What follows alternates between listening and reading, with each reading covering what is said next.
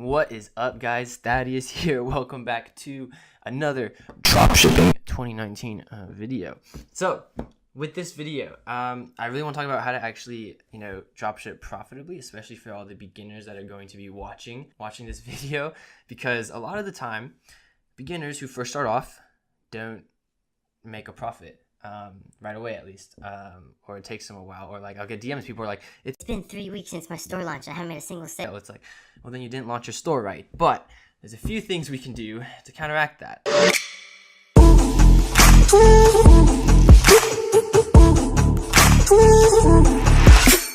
So let's just get to it, shall we? I mean, fuck, I guess so. I got my blue light glasses on, $10 on Amazon, by the way. But yeah, guys, I was gonna upload earlier, multiple times, but I flew to New York, and then your boy discovered that I suffer from migraines, and so it didn't happen. Now we are back and good, much healthier than a few days ago. So what do you need to do in 2019 to kind of generate these sales, to start generating like a profit, right?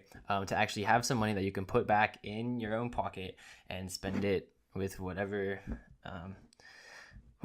kind of way you spend your money. Okay, so now I think the thing that we need to stress, right, is to do this properly in 2019.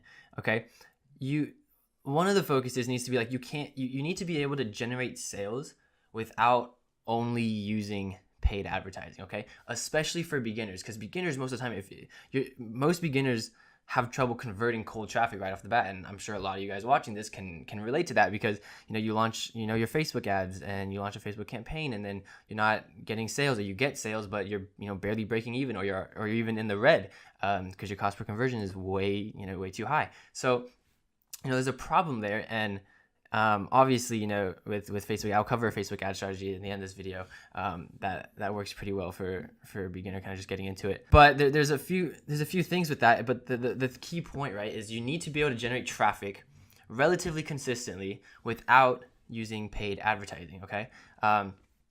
So there's a lot to do that, but like the key thing is, especially with Facebook, guys, Facebook ads are slowly but surely getting more expensive. There's more advertisers hopping on the platform. Everyone starting dropshipping is like, Facebook ads are the way to go. And like people say that because it works. It's good. Once you find those winning like ad sets, once you find a winning campaign, you scale that and you're cruising for at least the time being. But a lot of people overlook Google. A lot of people overlook Pinterest, which, by the way, is the third most popular social media, but no one really talks about that. So point for you guys. Now, the first thing I want to talk about, right, which I haven't seen anyone else talk about when they're saying how to properly dropship in 2019, that is kind of sort of a different kind of take, a different strategy, is to use Instagram automation for your dropshipping stores. Okay, so for my brands, for my white label stores, my private label, like any of those brands, I don't use Instagram automation, just because I don't know. There's something about having your own unique brand where you kind of don't want to like taint it, I guess is the best way to explain it. It kind of puts a negative light on it, but with a dropshipping store, Instagram automation works wonders. Okay, now I'm not saying to use Instagram automation to try to get sales, okay, which is what people normally do. And again, I know people that can generate 1 or 2 sales a day just because of Instagram automation, like leaving comments on random people's posts that direct traffic back to your store, blah blah blah, right? Like that's an okay route, but there's a better way to go about doing this. Okay, so now, most people are, not most, but some people are familiar with, having a referral program, an affiliate program, or like an ambassador program, as I usually call it, because it makes people feel empowered. So having one of those, okay, having an ambassador program is super, super essential to having some form of traffic come to your site without actually having to spend money on ads, okay? And how do you do that is like, you get people to sign up to become an ambassador. There's a bunch of Shopify apps that have referral programs, right? They're literally referral apps on Shopify. And you get people to sign up. They get a custom link. They put that link, in their Instagram bio. They put that link wherever it is to drive traffic to your store, and then they get a commission after the sale is made. It's like dropshipping. You only pay for the product after the sale is made. So it's a perfect little relationship that once you figure out and get going can work wonders. Okay, but here's the thing: most people, right, they do manual outreach, especially if you're a beginner dropshipper. Like, you're one man and you're going to go around DMing people for maybe 30 minutes a day, maybe an hour a day, emailing them, doing whatever, saying, hey, do you want to become an ambassador? Like, it's not an efficient use of your time. But imagine if you had some sort of virtual assistant constantly DMing anyone that fit a certain criteria saying, hey, I love, like, we love your content, or we love your page. Like, we think you'd be a great fit for our ambassador program, like something like that, right? Then you have that person be like, oh, interesting. They'll look at, your Instagram page, you'll look at wherever you told them to go, and then they'll be like, oh, this is actually kind of interesting, and they sign up to be an ambassador. And then boom, you already have one person, right? And then again, the stacks and stacks and stacks and stacks that's willing to promote your products, okay? Now, the only way this is going to work, right, which is, again, I'll touch on this later in the video, but it's like branding, right? In 2019, you got to look different. You can't look like every other dropshipping store. You literally I've been preaching this since video number 1 on YouTube, like 2 years ago or whatever. But custom content, guys, that's what you need to be doing. Having continuity, having all this stuff, which I'll talk about in a bit, but just having that is the only way that all of this works, okay? No one's going to want to become an ambassador. No one's going to want to sign up to be an affiliate for your product if your product looks trashy, if it doesn't look good enough for them to feel comfortable promoting to their own brand, to their own audience, because this is a person vouching for your company, okay? If it doesn't look good, they're not going to sign up. If it doesn't look good, they're not going to want to promote your shit, okay? Does that make sense? Okay, wonderful. Moving on. Now, Facebook ads, okay? This is a little strategy that I like to use, that I've told others to use, and it works fairly well. Now the thing is you need to at least spend $20 a day. If you can't afford to spend $20 a day, I don't think you should really be running Facebook ads. Obviously, like, oh, you can test $5 a day, you can do that. Yes, but you're not going to get enough. You're not going to get a lot of data. You're not going to get enough data quickly. You may not even get sales every single day, just because sometimes your cost per purchase can be more than $5, depending on what you're selling. If you're doing like high ticket or something. Now, someone just tried to call me. So at least $20 a day, which you could be doing like $10 ad sets, which, for most drop shippers, that should give plenty of leeway to at least make, 1 or 2 purchases, probably more. Now, when you're doing this, right, what I like to do is, I think the 2 key metrics on Facebook ads are interests, right, and ad creative, like the actual, what are people seeing, like what's on their fucking screen, okay? And those are the 2 primary things that I like to focus on when I'm running Facebook ads or Google ads, especially Pinterest ads. A lot of it's ad creative. Now, when you're doing this, I like to do broad interest, like every single ad set, right? So for example, preferably $60 or $100 a day, $10 ad set for each one, right? Again, depending on your budget, you can do more.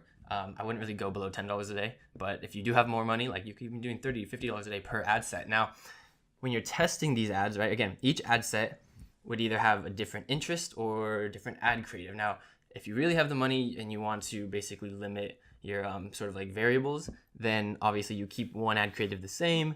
Then you just test the interest. Once you find a few interests that are working really well, you horizontally scale, and then you test the ad creatives to see which of the ad creatives work best, right?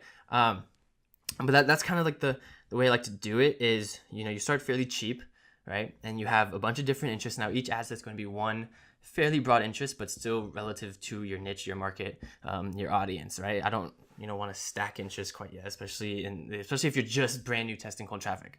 Okay, so basically what we're doing, right, is we want to put ourselves across the board, right, with basically as many interests as your budget can afford, so we can get a bunch of data on different sort of variables as quickly as possible. Okay, so again, so now, like, if we're doing $100 a day, we have 10 different ad sets at $10 a day with 10 different interests.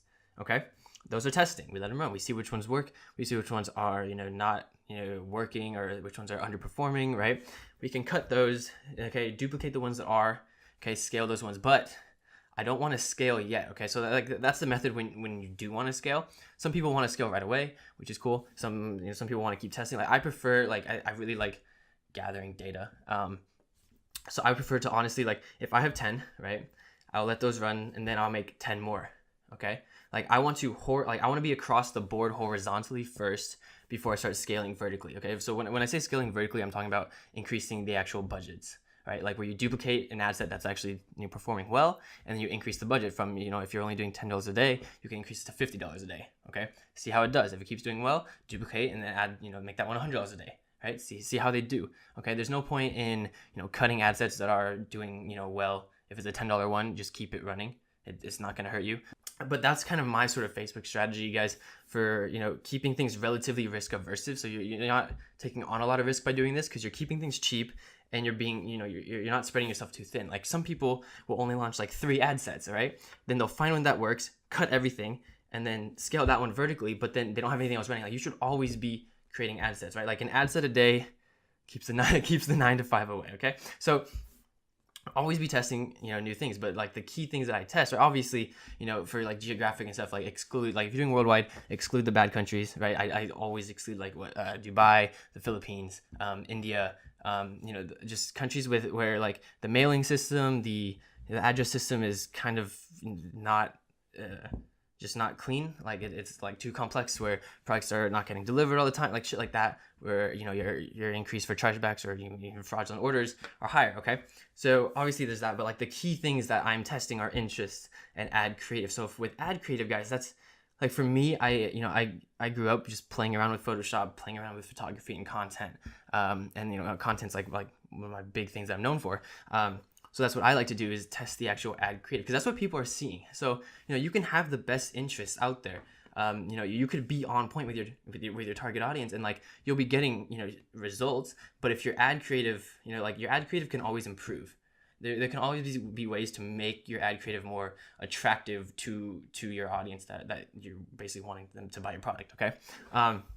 Now that's sort of like that Facebook ad strategy that basically I prefer to run these days for my dropshipping stores.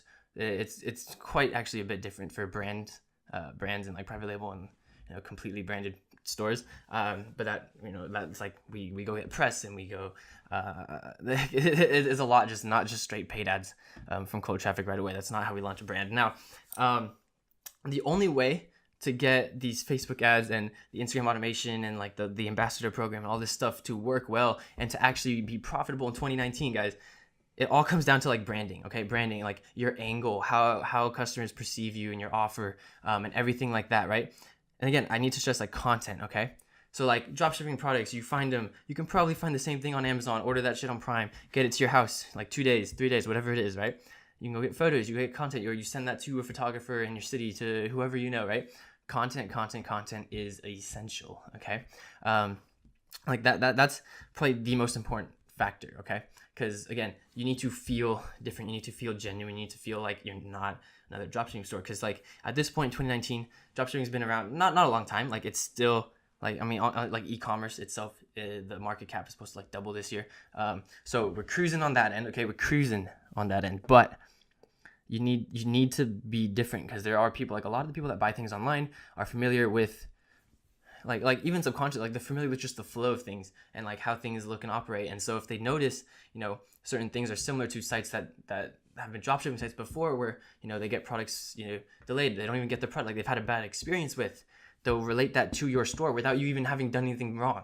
Okay, that's why you need to look different, you need to be different and brand yourself differently. Okay, again, that's where content is in play, because content's unique and you can make things unique through that. Okay, continuity as well, guys, is super important, especially with colors. Okay, some people's colors are all over the fucking place, and that's not what you want to be doing. So even in design school, guys, did you like stick to 3 colors? Okay, 3 colors. 2 of them can be slightly similar, and you need one that kind of offsets the other 2. Okay, that's kind of my go-to for brands. That's kind of my go-to for most things. You stick to 3 colors. Okay, and then with those, that's your website. You stick with those. You don't use a bunch of different colors. You're not using 7, 8, 9 colors all over the board. It's gonna make your site look sloppy and gross and just all over the place. Okay, you know, the small things like even removing the Powered by Shopify thing on your footer of your website. There's, you know, adding like a trademark. Which, I mean, is technically, if you're not trademarked, you know, I didn't tell you to do this, but, you know, you can like add that after your logo name, just things that give a presence that, you know, you're not like the rest of these dropshipping stores, right? Because that's not what you want people to kind of like group you in. Okay, the other key thing, right, with branding is like you need to add your brand's language to your site. Okay, what do I mean by that is, oh, hey, we got Dante over there in the back. I just noticed. Where was it? You need to add your brand's language to your site. What do I mean? Like you'll see, you know, with girls stores or you know, like influencers with like 150K that are models and stuff, right? If you go to a website, they're like they're like, for example, they'll have a banner on their website, right? It says like, hey babes, sign up for email list and get 20% off. Like saying hey babes, because like they know their audience, guys, and they know their brand. Like for them, for that influencer, right, it's going off of their sort of personality because it's the influencer's website. But that's where you have to decide what your brand is, kind of the language behind it. So again, for one of my very first dropshipping stores called The Nugget, the entire theme was that people were in a gold mine, okay, a gold mine, right? And that all these products were like little nuggets of gold, like gold nuggets, okay? And that was like the theme. And then we could cater our language around that, and people felt like it was something unique, okay? I think that's why my store did so well, is because I was doing all of this 2 years ago, okay? Now, the last thing, right, is like you have to understand that you can't really be price competitive, especially with Amazon and these other huge companies around, right?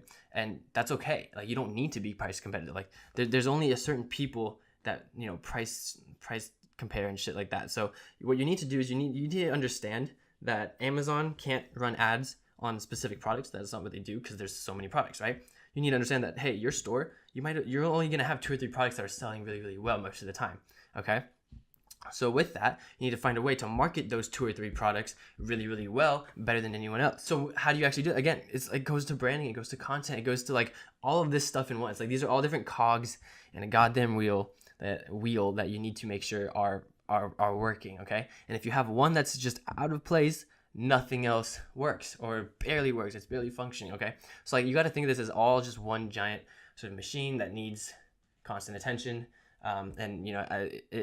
one little piece, one little off piece can kind of set off the whole thing, okay? So that's kind of it, guys. Like just to recap, right? So this branding, content is a huge thing. That's what you're going to use to be unique and differentiate yourself. Instagram automation, I don't advocate using that for like brands, anything like that, but I do advocate using it for dropshipping stores, okay? And with a dropshipping store, don't use it to just try and get cold sales, okay? Although that works, it's not worth the 1 or 2 sales a day. It's way better to get 1 or 2 brand ambassadors a day who can always continually drive traffic, because they're always going to be trying to grow their own audience.